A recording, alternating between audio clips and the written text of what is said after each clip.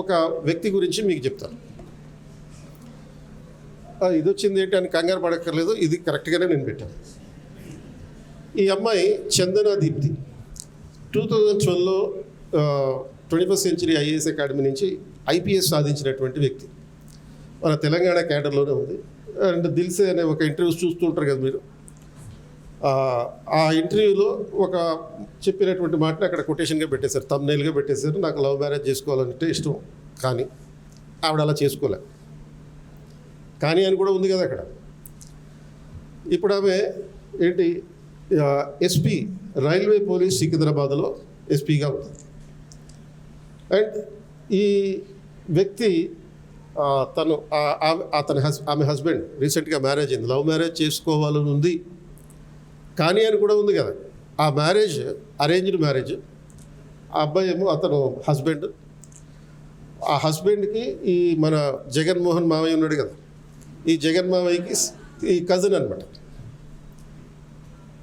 So ఈమె IPS civil service సాధించాలి అనే లక్ష్యాన్ని ఇప్పుడు పెట్టుకుంది అంటే, ఈమె ఇంటర్మీడియట్ చదువుతుండగా వాళ్ళ కాలేజీలో ఒక అమ్మాయి మీద ఒక యాసిడ్ అటాక్ ఇన్సిడెంట్ జరిగింది. ఆ యాసిడ్ అటాక్ ఇన్సిడెంట్ నేపథ్యంలో అసలు ఇలాంటివి ఎందుకు జరుగుతాయి, అమ్మాయిల మీద ఎందుకు జరుగుతాయి ఇటువంటి హింసాత్మకమైనటువంటి సంఘటనలు, దీన్ని ఎలా అయినా మార్చాలి, అలా చేసే వాళ్ళని చట్టం ముందు నిలబెట్టాలి అనే లక్ష్యంతో ఈమె సివిల్ సర్వీస్ ప్రిపేర్ అయింది. సెకండ్ అటెంప్ట్లో ఐపీఎస్ సాధించేసింది. Just second attempt.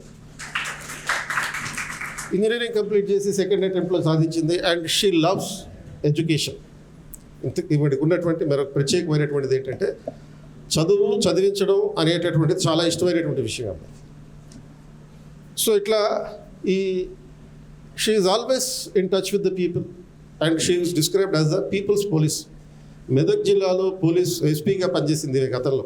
ఈ సికింద్రాబాద్ రావడానికి ముందు మెదక్ జిల్లాలో పనిచేసింది. అండ్ పనే ఎంజాయ్మెంటే, ఈ రెండూ ఉన్నాయి. అంటే చాలామంది సివిల్ సర్వీస్ ప్రిపేర్ అయితే అన్నీ వదిలేయాలి ఈ టైప్లో అనుకుంటారు. దేన్ని వదలక్కల.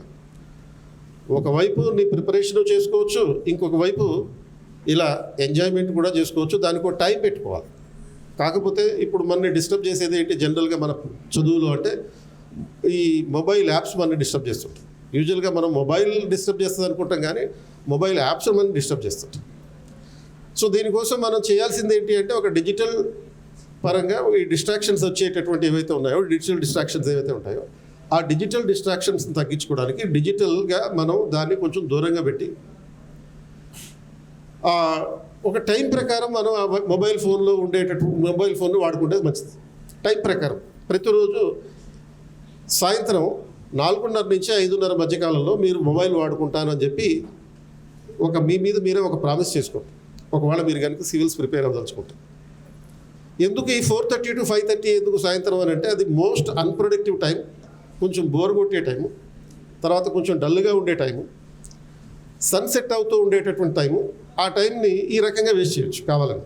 అది ప్రొడక్టివ్గా ఉండదు. అర్లీ మార్నింగ్ 4:30కి అయితేనేమో మోస్ట్ ప్రొడక్టివ్ టైము, ఈవినింగ్ 4:30 అయితేనేమో మోస్ట్ అన్ప్రొడక్టివ్ టైం. కాబట్టి ఆ టైంలో మొబైల్ ఫోన్ వాడండి.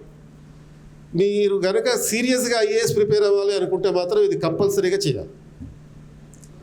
ఇది కంపల్సరీగా ఈ రకమైనటువంటి రెగ్యులేషన్ చేయకపోతే మాత్రం దీని గురించి అసలు ఆలోచించక్కర్లేదు.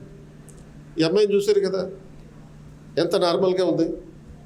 ఈ అమ్మాయికి ఎన్ని చేతులు ఉన్నాయి? 4? 2 ఉన్నాయి. కాళ్ళు 2 ఉన్నాయి. తల 1 ఉంది. మనలాగే ఉంది. ఒకరోజు అలా మీలాగే కూర్చుని ఈరోజు ఆ స్థాయికి వెళ్ళినటువంటి వ్యక్తి. అంటే సివిల్ సర్వీస్కి కావాల్సింది ఏంటి అంటే, నీలాగా నాలాగా ఉండేవాళ్ళే కావాలి. అబ్నార్మల్ పర్సన్స్ అక్కర్లేదు, ఎక్స్ట్రాడినరీ పర్సన్స్ అక్కర్లేదు, అద్భుతమైనటువంటి మేధావులు అక్కర్లేదు. సివిల్ సర్వీస్కి కావాల్సింది మినిమం మనుషుల గురించి ఆలోచించేవాడు. ఒక అమ్మాయిని తన దగ్గర పెట్టుకుని చక్కగా చదువు చెప్తుంది చూడు. ఒక చైల్డ్ లేబర్గా ఉన్నటువంటి ఈ అమ్మాయిని రక్షించి ఆమెని గవర్నమెంట్ కంట్రోల్లోకి తీసుకొని ఆమెను చక్కగా చదువు చెప్పించేటటువంటి ఏర్పాటు చేసింది. అంటే ఇలాంటి మనుషుల మీద జాలి ఉండాలి. సమస్యల్లో ఉన్నటువంటి వాళ్ళ మీద కరుణ కలిగి ఉండాలి. అలాంటి వాళ్ళు సివిల్ సర్వీస్ ప్రిపేర్ అవ్వచ్చు. సో యూపీఎస్సీ ప్రిపేర్ అవ్వడం అనేది అద్భుతాలు కాదు. యూపీఎస్సీ ప్రిపేర్ అవ్వడం అనేది మనం నిత్య జీవితంలో చూసేటటువంటి సమస్యల్ని పరిష్కరించగలిగే సామర్థ్యం. ఇప్పుడు ఇలా జరగకూడదు, కానీ సపోజ్ ఈ గదిలో కరెంట్ పోయిందనుకో, ఏం చేస్తాం మనం? ఏడుస్తావా? బి నవ్వుతావా? సి అరుస్తావా? సినిమా హాల్లో అయితే అరుస్తాం, ఇది కరెంట్ పోగానే అరుస్తాం. ఇక్కడైతే ఏం చేస్తావు? వెంటనే నీ చేతిలో మొబైల్ ఉంటే ఆ మొబైల్ ఫోన్ ఆన్ చేస్తావు. ఇలా కరెంట్ పోయినప్పుడు మొబైల్ ఫోన్ ఆన్ చేయాలి అని చెప్పి నువ్వు స్టేట్ సెంట్రల్ లైబ్రరీలో నేర్చుకున్నావా? ఆర్ లేకపోతే మీ లైబ్రరీలో నేర్చుకున్నావా? ఆర్ దానికి ఏమైనా ప్రయోగాలు చేయాలా? మీ డాడీ నేర్పించారా, లేకపోతే మీ టీచర్లు నేర్పించారా? ఇది లాజిక్, అంతే సింపుల్ నార్మల్ లాజిక్. దీనికోసం ఏమీ అద్భుతాలు చేయక్కర్లేదు, పెద్ద పెద్ద పుస్తకాలు చదవక్కర్లేదు. ఓన్లీ మనం ఒక సమస్యని సింపుల్ టెక్నిక్స్ తోటి సాల్వ్ చేయగలిగేటటువంటి స్కిల్ ఉంటే చాలు. అది. సో ఇది చెప్పిన తర్వాత మీకు అర్థమైంది, ఒకవేళ ఈ నేను చెప్పింది మీకు ప్రాపర్గా అర్థమైంది అని అనుకుంటే, ఇందాక చెప్పినటువంటి స్టోరీ ప్రకారం ఏది ఒక అబ్బాయి ప్రేమించడం రైటా రాంగా? ఫస్ట్ పాయింట్ తప్పు కాదు. ఆ అమ్మాయి ప్రేమించడం తప్పు కాదు, ఎందుకంటే లీగల్ ఏజ్ ఉన్న వాళ్ళే వీళ్ళిద్దరు. Legal age to get married, చట్టబద్ధంగా సరైన వయసు కలిగినటువంటి వాళ్ళే, తప్పు కాదు. కానీ లీగల్ పర్స్పెక్టివ్లో మాత్రమే కాకుండా మోరల్ పర్స్పెక్టివ్లో చూసినప్పుడు, ఎథికల్ కాదు, ఇంకోటి ఏంది మోరల్ పర్స్పెక్టివ్లో చూసినప్పుడు ఈ బాధ్యతని విస్మరించి, బాధ్యతల్ని వదిలేసి ఇటువంటి డైరెక్షన్స్లోకి వెళ్ళడం అనేటటువంటిదే తప్పు. ఎందుకంటే you are not yet grown up fully to take the responsibilities. బాధ్యతల్ని స్వీకరించగలిగేటటువంటి వయసు ఇంకా నీకు రాలేదు. మూడో ఆస్పెక్ట్, ఆ అబ్బాయి స్థానంలో నువ్వుంటే ఏం చేస్తావు అంటే, ఇందులో మళ్ళీ మనకి హెబియస్ కార్పస్ అనే ఒక పాయింట్ చెప్పాను.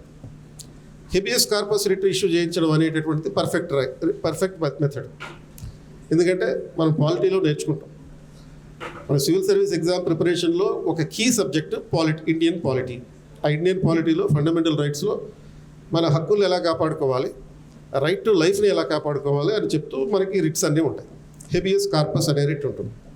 If somebody is arrested by the police, అంటే పోలీసులు కనుక ఎవరినైనా అరెస్ట్ చేస్తే, అక్రమంగా నిర్బంధిస్తే, వ్యక్తులు కనుక ప్రైవేట్ వ్యక్తులు కనుక ఎవరినైనా అక్రమంగా డిటెన్షన్ చేస్తే, అప్పుడు హైకోర్టు ద్వారా ఆర్టికల్ 226 ద్వారా మీరు రిట్ తెచ్చుకొని, ఆర్ లేకపోతే సుప్రీంకోర్టుకి వెళ్తే 32 ద్వారా రిట్ తెచ్చుకొని వాళ్ళని కోర్టు ముందు ప్రజెంట్ చేయించడం జరుగుతుంది. వాళ్ళు నిర్బంధించబడ్డారా, బతికే ఉన్నారా లేదా అని తెలుసుకోవడం కోసం ఇది చేయాలి. ఇందులో తప్పులేదు. ఎందుకంటే ఎవడరా నువ్వు అని చెప్పి వాళ్ళు కొట్టారు అతను, అది ఇల్లీగల్. తర్వాత ఇతను చేసింది ఏంటి, లాయర్ ద్వారా, అతను ఇల్లీగల్ చేయలేదు. వాడు కావాలనుకుంటే వాడికి బ్యాచ్ ఉంటుంది. అరే నన్ను కొడుతున్నారా అని చెప్పి వాడు ఫోన్ చేస్తే 20 మంది వస్తారు, లాయర్ జనాలు వస్తారు కావాలని. అలా ఇల్లీగల్గా కూడా చేయొచ్చు. వాడు అలా చేయలేదు. ఎలా చేశాడు? లీగల్గా చేశాడు. లీగల్గా లాయర్ని అప్రోచ్ అయ్యాడు, హైకోర్టులో కేసు పెట్టాడు, తన దగ్గరలో ఉన్నటువంటి హైకోర్టులో కేసు పెట్టాడు. కేసు పెట్టి హెబియస్ కార్పస్ రిట్ ఇష్యూ చేయించాడు. ఇది ప్రొసీజర్, ఫాలో అవ్వాల్సిన ప్రొసీజర్. తర్వాత ఆ అమ్మాయిని తీసుకొచ్చారు. ఆ అమ్మాయి చేసింది రైటా రాంగా? ఇవన్నీ డెసిషన్స్, లైఫ్లో మనం చేసేటటువంటి నిర్ణయాలు. ఆ నిర్ణయాలు ఎలా ఉండాలంటే జస్టిఫైడ్గా ఉండాలి. జస్టిఫికేషన్ ఉండాలి అంటే మీనింగ్ ఏంటి? అది లీగల్గా ఉండాలి, తర్వాత ఎథికల్గా ఉండాలి. ఈ రెండు ఫుల్ఫిల్ అయినప్పుడు అది జస్టిఫై అవుతుంది. ఆ అమ్మాయిని తీసుకొచ్చారు. అక్కడ లాయర్ అడిగాడు, ఈ అబ్బాయి తెలుసా లేదా నీకు అని చెప్పి. అమ్మాయి ఏం చెప్పింది? అబద్ధం చెప్పింది. అది ఇమ్మోరల్. అండ్ ఇమ్మోరలే కాకుండా కోర్టు ముందు చెప్పింది అనెథికల్ ప్లస్ ఇల్లీగల్ కూడా. నువ్వు నీ ఫ్రెండ్కో లేకపోతే మీ డాడీకో అబద్ధం చెప్పేవు అంటే అదేమవుతుంది? ఇమ్మోరల్ అవుతుంది. కోర్టుకు వచ్చి అబద్ధం చెప్పేవంటే అనెథికల్ అవుతుంది, ఇల్లీగల్ అవుతుంది. అండ్ ఆ చర్య వల్ల నెక్స్ట్ లెవెల్ ఏం జరిగింది? ఆ అబ్బాయి సూసైడ్ చేసుకున్నాడు. ఇది హైకోర్టు బిల్డింగ్ ఎక్కి దూకాడు. అసలు ఎవడైనా మనిషి అనేవాడు భార్య గుర్తుపట్టలేదు అంటే ఎగిరిగంత వేయాలి అని, ఇలా హైకోర్టు బిల్డింగ్ ఎగిరిగంత వేయకూడదు. అది ఎంత ఆనందకరమైన విషయం. అలాంటి అదృష్టం ఏ కొద్ది మందికో దొరుకుతుంది. నువ్వెవడో నాకు తెలియదు అని చెప్పి వైఫ్ అందంటే అది. మరి అటువంటిది ఈ అదృష్టాన్ని వదులుకొని వాడేం చేశాడు? సూసైడ్ చేసుకున్నాడు. అలా చేయకూడదు. అది రాంగ్, అది unethical. As well as illegal అప్పుడు ఉన్నటువంటి చట్టం ప్రకారం, ఇండియన్ పీనల్ కోడ్ ప్రకారం. ఆ ఇండియన్ పీనల్ కోడ్ స్థానంలో ఇప్పుడైతే భారతీయ న్యాయ సంహిత వచ్చింది, కొంచెం మారింది. ఆ పాత చట్టం ప్రకారం అయితే సెక్షన్ 509 ప్రకారం అయితే ఆత్మహత్యా ప్రయత్నం చేయడం అనేది ఇల్లీగల్. బట్ చనిపోయాడు కాబట్టి ఇంకా నువ్వు దాని మీద యాక్షన్ చేసుకునే అవకాశం లేదు. ప్రయత్నం చేయడం అనేది మాత్రం 5 సంవత్సరాల జైలు శిక్ష పడుతుంది ప్రయత్నాలు చేస్తే. ఎందుకంటే బెదిరింపు ఆత్మహత్యలు చేసుకుంటారు కొంతమంది. బెదిరించడానికి ఆత్మహత్యలు చేసుకుంటాను, నువ్వు కనుక నన్ను ప్రేమించకపోతే నేను ఆత్మహత్య చేసుకుంటా, చేయకోసుకుంటా, ఇటువంటివి చెప్తారు చూడు. అలాంటి చేస్తే కనుక ఇప్పటికీ కూడా 3 సంవత్సరాల జైలు శిక్ష ఉంది భారతీయ న్యాయ సంహిత ప్రకారం. ఒకవేళ నువ్వు కనుక బెదిరించేటట్టుగా ఆత్మహత్య ప్రయత్నం చేస్తే, వీడు నిజంగా ఎమోషనల్ అయ్యాడు. ఇక్కడ కావాల్సింది మనకి ఏంటి అంటే, సివిల్స్ ఆస్పిరెంట్కి కావాల్సింది ఏంటంటే ఎమోషనల్ ఇంటెలిజెన్స్ కావాలి. ఎమోషనల్ అవ్వడం కాదు, ఓవర్ ఇంటెలిజెన్స్ కూడా కాదు. ఎక్స్ట్రాడినరీ ఇంటెలిజెంట్లు అక్కర్లేదని చెప్పాను కదా. చీకటి అయితే మొబైల్ ఫోన్ ఆన్ చేయడానికి ఎక్స్ట్రాడినరీ ఇంటెలిజెన్స్ అక్కర్లేదు. ఒక లాజికల్ థింకింగ్ ఉంటే చాలు. జస్ట్ చిన్న చిన్న సమస్యల్ని పరిష్కరించగలిగేటటువంటి కెపాసిటీ ఉంటే చాలు. ఆ స్కిల్ని కలిగి ఉండేవాడు, ఈ రీజనబుల్ థింకింగ్ ఉండేవాడు, దాన్ని ఎమోషనల్ ఇంటెలిజెన్స్ అని అంటాం. ఎమోషనల్ ఇంటెలిజెన్స్ అంటే ఏంటి? పేదవాళ్ళ పట్ల, బలహీన వర్గాల పట్ల, తర్వాత ఈ అణగారిన వర్గాల పట్ల ఒక జాలి, దయ, ఇలాంటివి కావాలి. కంపాషన్ కావాలి. అట్ ద సేమ్ టైం ఈ కంపాషన్ మాత్రమే కాదు, అది లీగల్గా జరగాలి. లీగల్గా జరగడం అంటే ఏంటి? ఇప్పుడు సపోజ్ రాబిన్ హుడ్ అనే ఒక సినిమా వచ్చింది. ఆ సినిమాలో హీరో ఏం చేస్తాడు? దొంగతనాలు చేసి, డబ్బున్నోళ్ళ దగ్గర దొంగతనాలు చేసి, డబ్బు లేని వాళ్ళకి, అనాథల కోసం ఖర్చు పెడతాడు. ఇది రైటా రాంగా? ఇది అబ్సల్యూట్లీ రాంగ్. కాకపోతే సినిమా కాబట్టి, ఎమోషన్ కాబట్టి, ఓన్లీ ఎమోషన్ మాత్రమే ఉంటుంది కాబట్టి అది మంచిదే అన్నట్టుగా చూపిస్తావు. నువ్వు ఎవరికైనా డబ్బు, కానీ నువ్వు చేసింది ఏంటి? దొంగతనం. దొంగతనం ఈజ్ ఎ మిస్టేక్. మిస్టేక్ ఒకసారి జరిగితే మిస్టేక్ అంటాం, 2 సార్లు జరిగితే దాన్ని బ్లండర్ అంటాం. And a blunder needs a thunder. Definitely it needs a thunder. Thunder అంటే వాడి పనిష్మెంట్ ఉండాల్సిందే. రిపీటెడ్గా చేస్తూ ఉన్నప్పుడు పనిష్మెంట్ ఉండాల్సిందే. కాబట్టి నువ్వు ఎవరి కోసం ఖర్చు పెట్టినా, మంచి కోసం ఖర్చు పెట్టినా, అది ఇల్లీగల్ అయినప్పుడు యాక్సెప్టబుల్ కాదు. ఎప్పుడైతే నువ్వు ఒక పనిని జాలితో చేస్తావు, ఓకే, నో ప్రాబ్లం.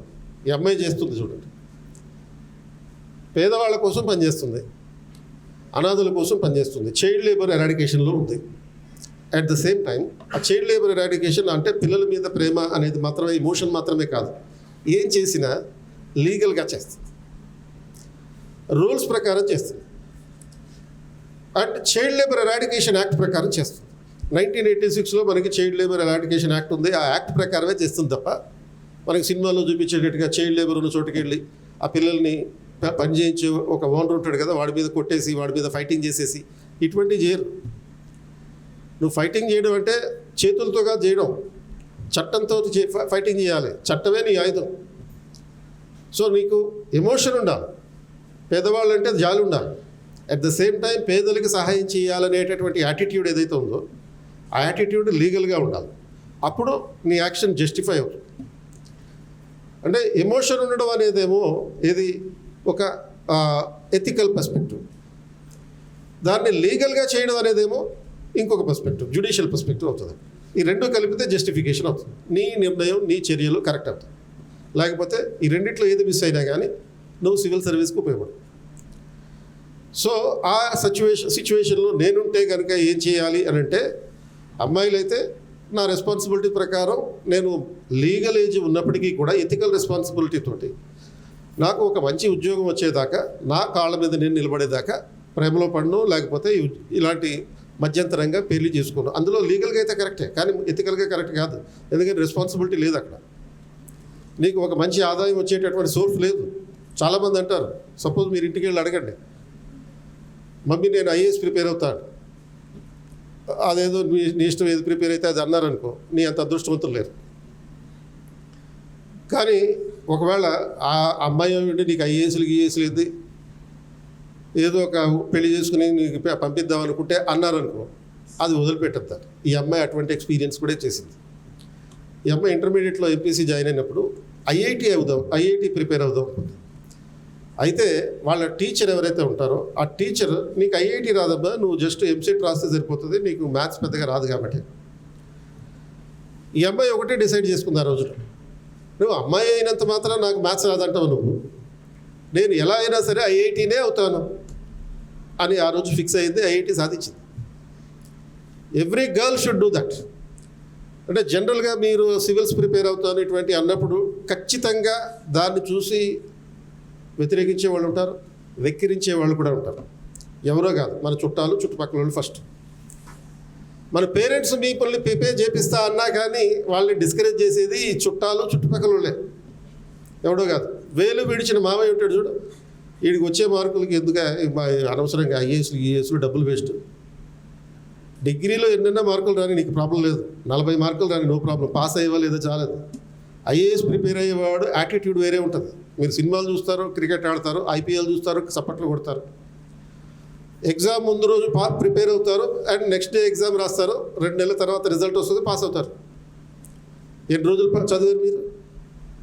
ఒకరోజే కదా, ఒకరోజు కూడా కాదు, ఒక నైటే కదా చదివింది. ఒక్క నైట్ చదివి ఎగ్జామ్ పాస్ అయిపోయావంటే నువ్వు మామూలుడు కాదు రే. ఆ ఒక్క నైట్కే నువ్వు ఎగ్జామ్ పాస్ అయిపోయావంటే నువ్వే కనుక నువ్వు నాకు 2 సంవత్సరాలు అయ్యి, నువ్వు నాకు 2 సంవత్సరాలు నీకు ఐఏఎస్ ఇస్తాను.